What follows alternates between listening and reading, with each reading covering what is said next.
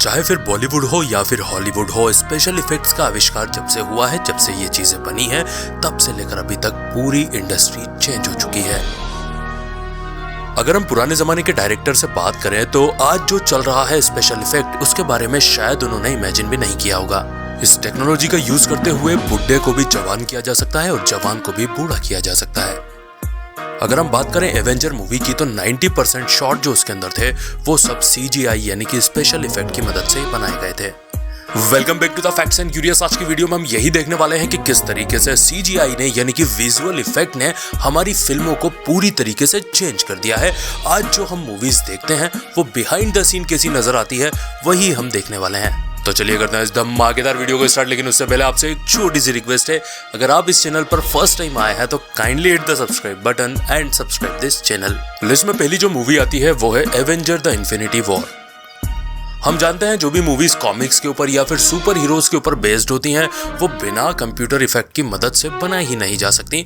यानी कि आप कौन सा प्रॉप लगाएंगे, कौन सा सेट लगाएंगे जो कि बिल्कुल ब्रह्मांड की तरह दिखता हो, जहां पर हमारा महान सुपर हीरो रहता है। फिर चाहे दूसरी तरफ उनके सुपर पावर की बात हो या फिर उनके हथियारों की बात हो, सब कुछ जो हम देखते हैं वो रियल में बनाना पॉसिबल होता ही नहीं है।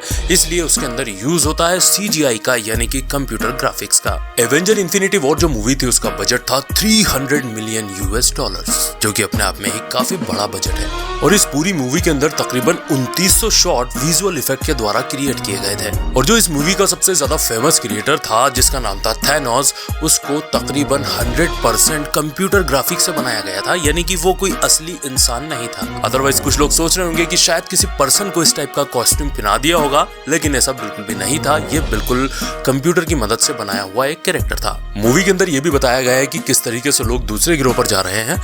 तो आप सोचिए, दूसरे जो ग्रह बताए गए थे वो भी सारे CGI की मदद से ही बनाए गए थे। मूवी के जो ज्यादातर सीन थे वो जॉर्जिया में एक सेट लगाया हुआ था, वहीं पर शूट किए जा रहे थे। फिल्म में थानोस के बहुत सारे सीन बताए गए थे, लेकिन जो पहला सीन था जब वो हमारी धरती के ऊपर आता है और जो चीज उसे चाहिए उसकी तलाश में जुटता है, तो वो भी सीन जो था वो सब नकली था। अगर आप देखना चाहेंगे कि रियल में थानोस का कैरेक्टर किसने निभाया था, तो दरअसल ये एक मामूली सा छोटी सी हाइट का आदमी था जिसको मोशन कैप्चर टेक्नोलॉजी की मदद से थानोस में बदल दिया गया था। जब भी आप कोई साई-फाई मूवी देखते हैं जैसे कि वॉरक्राफ्ट, उसके अंदर आपको ज्यादातर जो सीन है वो सब CGI से बनाए गए ही दिखाई देंगे। लेकिन हॉलीवुड इंडस्ट्री के जो स्पेशलिस्ट विजुअल ग्राफिक डिजाइनर हैं, उन्होंने इन शॉट्स को इतने अच्छे तरीके से डिजाइन किया था कि हमें मूवी में देखने पर ये बिल्कुल रियल ही लगते हैं। जी हाँ दोस्तों, इसको रियलिस्टिक बनाने में इतनी ज्यादा मेहनत लगी थी कि 1.5 साल तक ये लोग इस मूवी को एडिट ही कर रहे थे, क्योंकि इस मूवी के ग्राफिक्स को इतनी ज्यादा महारत के साथ में एडिट किया गया था कि अगर आप इस मूवी में देखेंगे तो एकदम माइन्यूट सी जो डिटेल होती है, छोटी छोटी डिटेलिंग,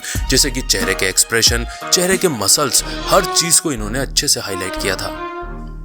और यही वजह थी कि इस मूवी के ज्यादातर शॉट रियलिस्टिक नजर आते हैं। हालांकि एवेंजर से अगर इस मूवी को कंपेयर किया जाए तो इसका बजट उससे बिल्कुल हाफ था, लेकिन क्वालिटी एकदम बढ़िया थी। मूवी के डायरेक्टर का बोलना है कि मूवी में एक लोकेशन बताई गई थी जिसका नाम था ब्लैक मोरास। वो हमारे लिए एक सबसे ज्यादा चैलेंजिंग काम था।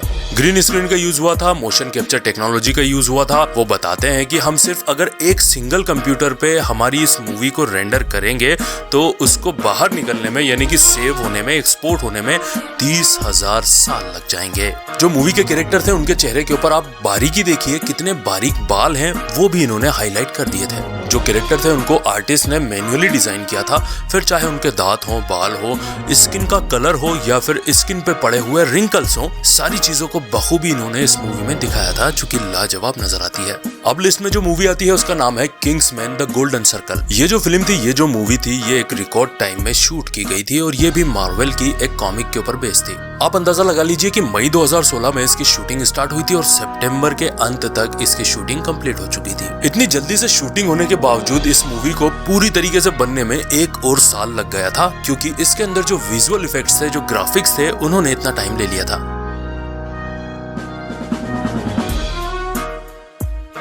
मूवी के अंदर एक जगह बताई गई थी जिसका नाम था पॉपी लैंड। एक्चुअल में ये जगह कंबोडिया में थी और वहीं पर इन्होंने शूट किया था, लेकिन मूवी के अंदर इन्होंने 50s के दौर का अमेरिका इसे दिखाया था। लेकिन जब ये लोग कंबोडिया में शूट कर रहे थे तो कुछ इनके बीच में और कंबोडियन सरकार के बीच में मतभेद हुए, तो उन्होंने इनको यहाँ पर शूट करने से मना कर दिया। उसके बाद इस फिल्म के मेकर्स ने इस जंगल को पूरा कंप्यूटर के सहारे बना दिया था। जबकि आप मूवी में इसे देखेंगे तो आप बिल्कुल भी अंदाजा नहीं लगा सकते कि ये ग्राफिक द्वारा बनाया हुआ जंगल है या फिर ये रियल जंगल है।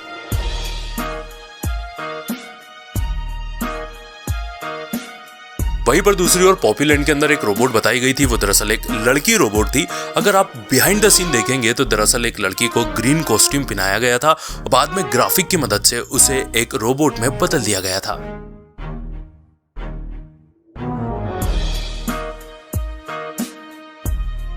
HBO के ऊपर एक वेब सीरीज आई थी जिसका नाम था चेर्नोबिल, जो कि चेर्नोबिल में हुए न्यूक्लियर पावर प्लांट डिजास्टर के ऊपर बनाई गई थी। अब आप अंदाजा लगा लीजिए कि वो जगह आज भी बहुत ज्यादा रेडिएशन से भरी हुई है, तो वहां पर जाकर शूट करना तो पॉसिबल नहीं था। लेकिन बहुत ही कम शॉट वहां के लिए गए थे, बट ज्यादातर जो मूवी थी लिथुआनिया में शूट हुई थी और बाद में CGI की मदद से यानी कि कंप्यूटर ग्राफिक की मदद से ऐसी लोकेशन बना दी गई थी जैसे कि वो चेर्नोबिल की ओरिजिनल लोकेशन लगे। अब चेर्नोबिल में हुआ हादसा भी दिखाना था, तो वो भी सारी जो चीजें थी वो कंप्यूटर ग्राफिक की मदद से बनाई गई थी और देखने वालों ने अपने दांतों तले उंगलियां दबा ली थी, क्योंकि वाकई में बहुत अच्छे तरीके से इन्होंने इसको फिल्मा दिया था। फिल्म के डायरेक्टर खुद बताते हैं कि जो एक्सप्लोजन वाला पार्ट था यानी कि धमाके वाला पार्ट था वो मेरा सबसे फेवरेट है, क्योंकि आप भी देखिए उसको जाकर, उन्होंने जो डिटेलिंग बताई थी एकदम बारीकी से, जो इसके अंदर कंप्यूटर ग्राफिक की मदद से इफेक्ट डाले गए थे, वाकई में वो बिल्कुल रियलिस्टिक नजर आते हैं।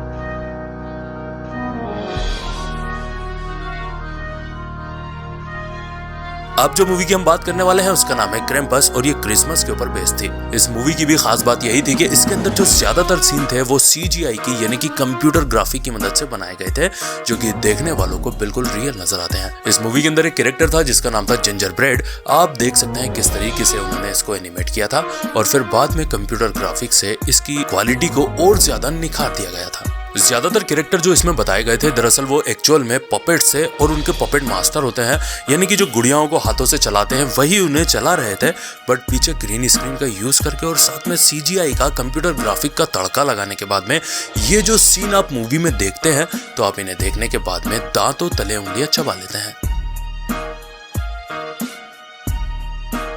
2018 के हॉलीवुड की एक बड़ी ब्लॉकबस्टर में से एक मानी जाती है वेनम मूवी, और इसका जो मेन किरदार था वो निभाया था टॉम हार्डी ने, जो कि हॉलीवुड के एक अच्छे एक्टर माने जाते हैं। इसमें हम देखते हैं कि किस तरीके से एक नॉर्मल से दिखने वाला आदमी एक राक्षस में बदल जाता है, सिर्फ उसकी आवाज ही हमें सुनाई देती है। अब इस टाइप का कैरेक्टर डायरेक्टर को दिखाना था तो पूरी तरीके से उन्होंने CGI की मदद ली थी।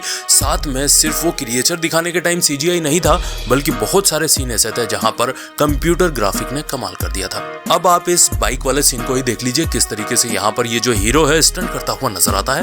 दरअसल ऐसा लगता है मानो ये शहर की गलियों में, शहर की सड़कों पर स्टंट कर रहा है, लेकिन एक्चुअल में जॉर्जिया में मौजूद एक स्टूडियो के अंदर इसे शूट किया गया था।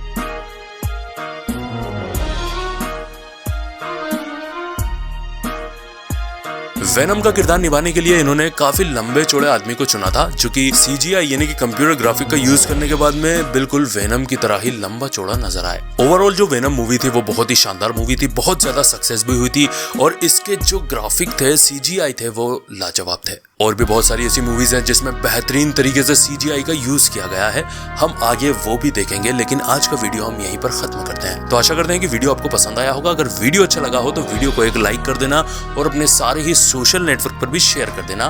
तो मिलेंगे अगले धमाकेदार वीडियो के साथ, तब तक के लिए bye bye, good night, sayonara.